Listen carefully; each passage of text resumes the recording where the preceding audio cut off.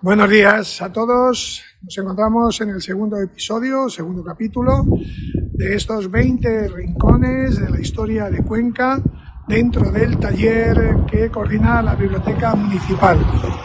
Después del primer capítulo, donde vimos el Arco de Vezudo, el barrio del Castillo, el archivo histórico, nos encontramos ahora en un maravilloso rincón patrimonialmente hablando, donde la arquitectura religiosa ha dejado la seña de identidad.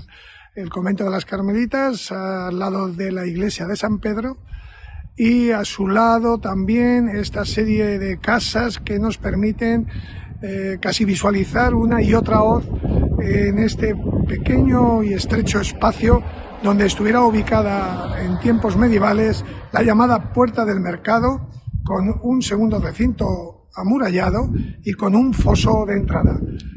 Espero y deseo que la cantidad de elementos importantes que vamos a visualizar y de los que vamos a hablar de este entorno sea del agrado de todos ustedes. Buenos días y empezamos con este segundo capítulo de 20 rincones de Cuenca. Este barrio de San Pedro, primera colación de la Cuenca medieval, de la repoblación de Alfonso VIII, es uno de los lugares o rincones más emblemáticos que puede tener la Cuenca medieval. Sí que es cierto que quizá no sea de los más visitados por los conquenses y sin embargo encierra pues una cantidad de elementos estructurales de rico patrimonio y artístico que le hacen, bajo mi punto de vista, ser uno de los más interesantes. En primer lugar tenemos la iglesia de San Pedro, que es la parroquia de esta colación y que de alguna manera sirve de icono en lo que es la Plaza del Trabuco.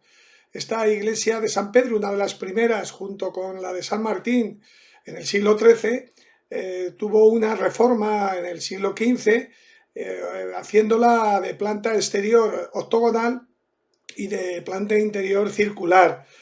Estuvo después también necesitada de reforma y sería el siglo XVIII cuando interiormente albergará lo que es la imagen y congregación de San Pedro y últimamente también la negación. Curiosamente, la iglesia de San Pedro, digamos que sirve un poco de referente a todo este maravilloso rincón, pero si detectamos y observamos el edificio monumental del antiguo convento de las Madres Carmelitas Descalzas, el que en el siglo XVII levantase con las trazas de Fray Alberto de la Madre de Dios, es también uno de los referentes que marcará, digamos, la cuenca religiosa del siglo XVI y del siglo XVII. También encontramos, si observamos, este arco que da acceso a lo que es la ronda del Júcar, y casi a tiro de piedra tenemos la ronda del Huécar, es decir, aquí la ciudad mantiene la estrechez obligada por el paramento rocoso y hace que los edificios que se vuelcan o que cuelgan a esa hoz del Júcar también estén muy próximos a los que cuelgan a la hoz del Huécar. Y siguiendo con la iglesia de San Pedro, hay datos curiosos, anecdóticos, como es el caso de que esté enterrado la Beata de Villar del Águila, uno de los procesos inquisitoriales de mayor renombre que hubo en esta ciudad.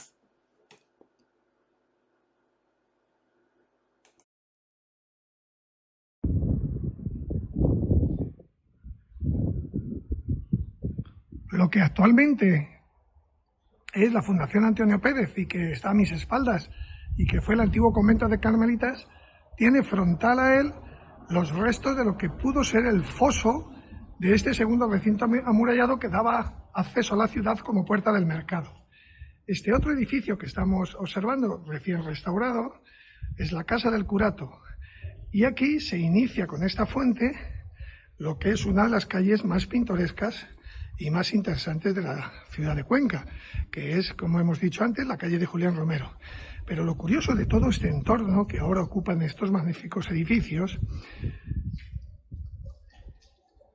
este entorno primero eran espacios abiertos, solares y huertos privados, propiedades de personas importantes como era don Diego de Cármino, como también pudo ser de Pedro Cardete, como también fue de Sebastián Covarrubias, encargado de adquirir estos solares y permitir que después en un solar de Covarrubias se pudiese edificar este maravilloso convento de las Madres Carmelitas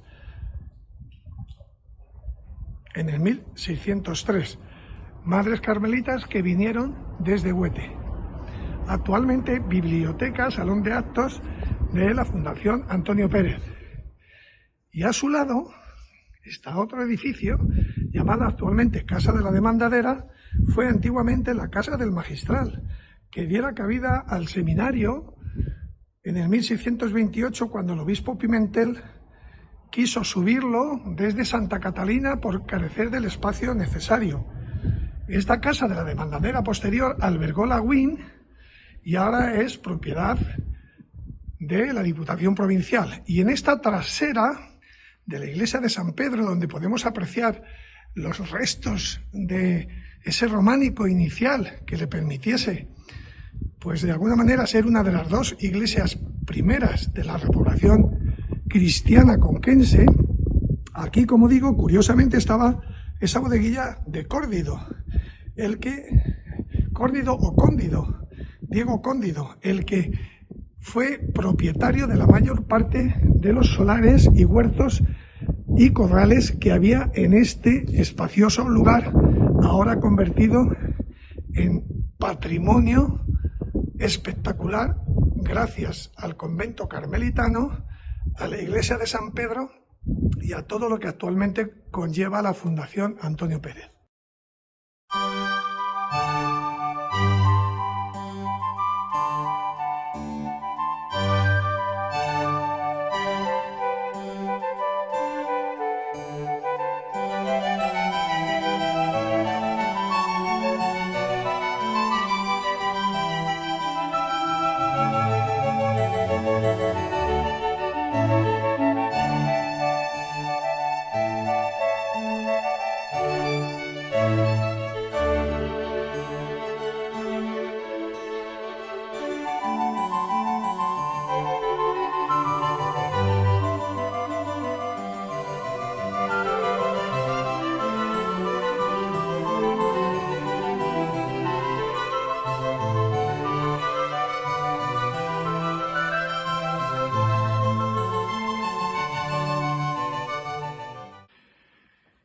Y como final del segundo capítulo, tal y como hemos hecho en el primero, quería dos cosas. Por un lado, justificar el nombre de la Plaza del Trabuco. Y esto es consecuencia de unos disturbios que se produjeron en Cuenca ciudad entre los años 1445 y 1449. Enfrentamiento entre ciudadanos partidarios del entonces guarda mayor de la ciudad, don Diego Hurtado de Mendoza, marqués de Cañete, frente a la corona por el pago de impuestos. La corona, que entonces estaba representada por Juan II de Castilla, envía a su primer condestable, don Álvaro de Luna, nacido en Cañete, quien coloca como obispo de la ciudad a su amigo Lope Barrientos para controlar la situación. Sin embargo, la refriega o los disturbios generarán una serie de enfrentamientos entre los partidarios de don Diego Hurtado, que eran en gran parte navarros y aragoneses, frente a los castellanos y a la propia ciudad. Ese enfrentamiento provocó muertes en la ciudad, además de destrucción en numerosas casas y en la propia iglesia de San Pedro. Una herramienta de defensa llamada posiblemente trabuqueiro o trabucada será la que genere el nombre de Plaza del Trabuco al salir airosos los defensores de la ciudad frente a navarros y aragoneses. Y para finalizar quisiera líricamente leeros este fragmento. Cuenca es, a partir de su descenso, ese agua fuerte concebido con exaltada imaginación. Es ese rocambolesco tapiz de un roquedal que ahora busca espacios en su interior cuando el farallón estrecha demasiado. Muchísimas gracias por escucharme y esperando haberos servido con este segundo capítulo nos despedimos para próximas fechas, que afrontaremos el tercero de los 20 capítulos que se compone el taller de Historia de Cuenca. Gracias, amigos. Adiós.